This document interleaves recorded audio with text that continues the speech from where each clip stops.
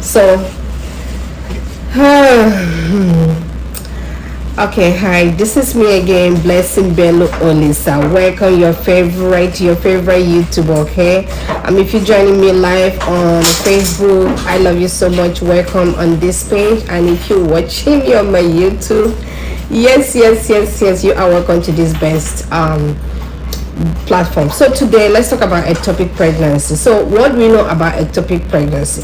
Ectopic pregnancy, the word ectopic, anything has to do with the outside. Okay, so the baby is supposed to grow in the uterus. Okay, but anything outside the uterus, anything's to do with the lower, the outside. Once it's not that actual place in the uterus that is supposed to grow, then it's called ectopic pregnancy. And ectopic pregnancy happen at the different places. It can happen in the tube, the fallopian tube, we call that tubal pregnancy. It can happen in the cervix, the cervix, after vagina you go in is the cervix. It can happen there. It can still happen in the abdomen. It can still happen in the muscle. So what happened is, why is this baby not staying where it's supposed to stay? Well, there's a reason why this happened.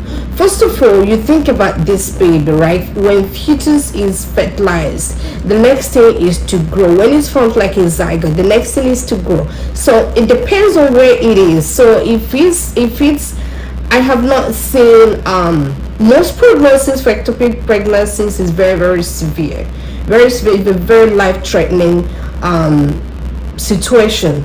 So yes, anybody can get ectopic pregnancy, and a lot of people have normal pregnancies after ectopic pregnancy. We're gonna talk about it on this video.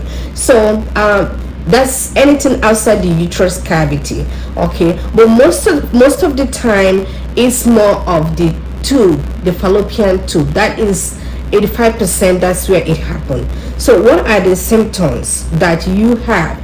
And most of the time someone is pregnant, you're happy, oh, I'm pregnant, but there are things that must have happened to you, or your history. Then you can know, hey, I'm not feeling well, I need to be checked. So those are the symptoms, those are the signs. What do you have? And there are some instances that they don't even have sign. It's clueless until eruption. And when it ruptured, that is, I don't know how to explain it. I don't know how to, but I think that is the worst pain you can ever feel in your entire life. So one of the symptoms is nausea and vomiting. You might feeling nauseous, you might feeling vomiting. And remember, ectopic pregnancy happen mostly on the first trimester of a pregnancy, okay? First trimester is from first to the third month. It's called the first trimester. Most of the time that's where we see it, because that's when the zygote is trying, that's when the fetus that has been fertilized is trying to mature to form a real baby. So you can have nausea, you can have vomiting. Some people can feel dizziness, and remember, this is it's very sad, because this is exactly the kind of symptoms you're gonna have as a new mom. Like when you get pregnant and they are still in the early stage, you can have nausea, you're gonna have vomiting. But the same with ectopic pregnancy. But with ectopic pregnancy, it comes with pain, and the pain is exaggerated, that you have to. Some people pass down, some people faint, some people straight to the ER, straight to the surgery. So it depends. But that's number one. Another thing is lower abdominal pain. You're gonna have this excruciating pain here. Some is very serious, some is not, some is mild, but that's one of the symptoms. Another is fainting. You can pass out, you can dizzy, and you fall and you pass out. Someone get pregnant, that is the first thing, that's the next thing to think about.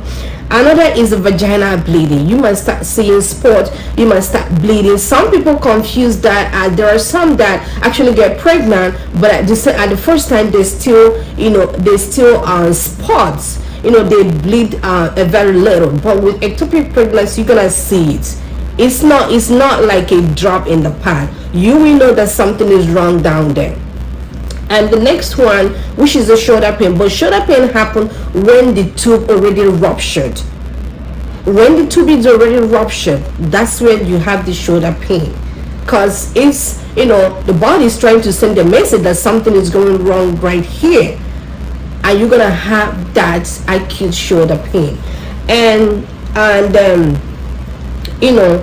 is what are the causes of this? And there are some that have symptoms that it's not that pronounced, but they still have ectopic pregnancy. So it depends on the body. That's why you have to learn your body to know if something is not right. You might be pregnant for one time, but the second baby, something is going on wrong. You feel it because when you're pregnant what happened. It's very important to learn your body and learn when things are wrong, so you can take a proper precaution. So the next is the risk factors. So there are things that are risk factor, which is there are things that you already have that can predispose you to have ectopic pregnancy. So there are things that are causes that this is what you probably have, and they can cause ectopic pregnancy. One is the medication called DES. If somebody uses it, your mother used it or used it before, that can lead to ectopic. That can increase your chances of having ectopic pregnancy. And another one is infection. We talk about infection here on this page. I posted it on my YouTube. Infection, especially sexually transmitted disease and all the disease, other infections. The main one is not the main. First, let's talk about candida.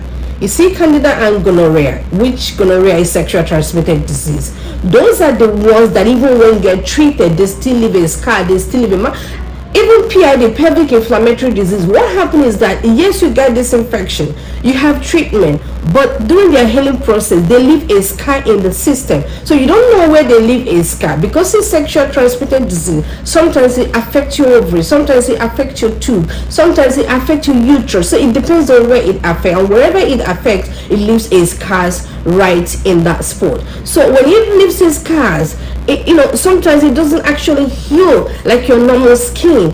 And you know what is scar? Scar is like an extra growth. So because of that extra growth, when the ovary is passing to meet the sperm, it might not move to be deposited where it's supposed to be, which is the ampulla of the fallopian tube. That's where it's supposed to be deposited in order for fertilization to occur properly. So but when it moves and deposited where it's not supposed to be, then probably where it is, there is not much space for that fetus to grow, and it start embedding and it start growing there. There are chances that of course the baby will not make it, and that's ectopic pregnancy right there. So the next one is people that have IUDs, and some people that have IUDs have issues with that, and that leave a scar, and that can prompt and develop to that. And some people that have tuber issues, there are some that have tuber issues. Maybe they have pregnancy before, and the baby passed on, it leave a scar there with the operation or whatever, with surgery, or there is an infection or something that affect the tube while they do surgery, and the process of surgery might leave a scar. There is no surgery that heals, that is a perfect surgery that will heal like your skin. So some of them leaves a scar, and that can cause ectopic pregnancy too. Another one is defect of the fallopian tube. When your fallopian tube is defected, which means something is wrong, it's not working properly, this will cause ectopic pregnancy too, because it doesn't have that much hormones. There is something that is lacking, and this will lead to ectopic pregnancy. We already talked about scar tissues. Scar tissues, what happens is that the skin is not soft, the skin is not the way it's supposed to be naturally, so it's not flexible, it's tough right there, and that can prevent the ovary to deposit it where it's supposed to deposit it, and thereby sitting down there and get fertilized and start growing there. So this can lead to ectopic pregnancy. Like I said, surgery in the fallopian tube can lead to that. Another one is endometritis, the endometriosis. Okay, this is inflammation This inflammation, and anything inflammation, cyst, anything inflammation in the uterus, in the fallopian tube that you had before and you didn't get a proper treatment, failure to get a proper treatment, failure to checked is something right, and you get pregnant, this can lead to ectopic pregnancy. Another one is smoking. So research have shown the people that are long, they have smoked for quite a time, there are chances that can predispose them to have ectopic pregnancy, because smoking affects your body differently and smoking affects your hormones. So not having enough hormones can make the ovary to be where it's not supposed to be and therefore get fertilized right there. So what can you do in order to take care of your body? Let's say you have I have heard stories of some women that actually have ectopic pregnancies, but somehow some try to conceive and it worked well for them. Some still try to conceive but they still have another ectopic pregnancy. For anyone watching this video, for anyone that that have this ectopic pregnancy, my heart goes to you. It's not an easy thing for a woman to go through this. Some didn't make it, some make it. So if you have gone through that and you make it, grateful. There is still chance. You can still try it again and still conceive. Everything in life is time. If it's the right time, that baby that will stay will come. If it's the right time, they will come and they will stay. So but in the meantime, what do you have to do in order for our body to heal? So if you're expecting mother, you can conceive even after dealing with ectopic pregnancy. So for anyone that have ectopic pregnancy, it's like someone that birthed with C-section. You don't just jump in there and try again to conceive. Remember, this is a life-threatening thing. So what happens is that you have to love your body first. Love anything that has to do with your body first. Love it, because you need to heal internally. You need to heal from the process of ectopic pregnancy. So you need to heal. So number one is for your body to heal first. Your body have to heal from the inside to the outside. You have to heal. If you have to take a vacation, if you have to practice meditation, if you have something medication you have to take, the whole point is for your body to heal. And the next one is to stop smoking. If you're smoking, I'm not gonna here to tell you, some people say 1 thing will kill a man. Yes, I understand 1 thing will kill a man, but if you're trying to conceive, it would be very nice to stop smoking, or at least take a break. After you conceive, you have the baby, you can resume smoking. And if you need help to start smoking, there are some researches. You can search your local offices, you can search your local healthcare professionals, and they can give you resources that you need to stop smoking. Another one is to try the food and the lifestyle. You have to change your lifestyle, you have to change your food, because the most of the food that you eat, if you eat, like if someone having candida and you consume more of sugar and more of more of sugars and more of carbs, actually increase the susceptibility of you to have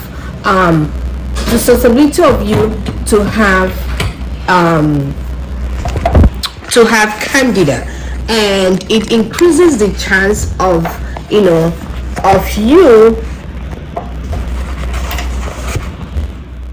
So for anyone that have candida or dealing with candida, if you're eating sugar and carbs, your body will not take care of that. Even if you're taking antibiotics, okay, it will be on and off. So if you have any sexually transmitted disease, it will be very nice to stay away from sugars and from carbohydrate. The next thing you have to do is to eat foods that have more of fibers, more of antioxidants, vitamin C, vitamin E. Your body needs it as much as anything, because you need something you're gonna eat to heal the organs, to heal the fallopian tubes.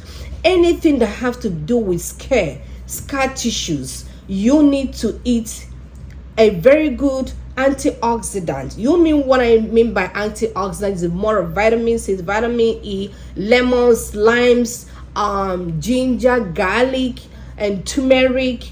Something that have to dissolve any kind of infection or any kind of scar tissue or anything that is not supposed to be there. So you need to detox your body. You need to drink more of fluids, not sugar, not juice, not milk. No, you need to cleanse your body. You need to eat something that can make you, you see that you that can but you, in any way you want to try it, you need to detox yourself. You need to detox yourself. There are things that you need to stop eating, but improve more on antioxidants and food.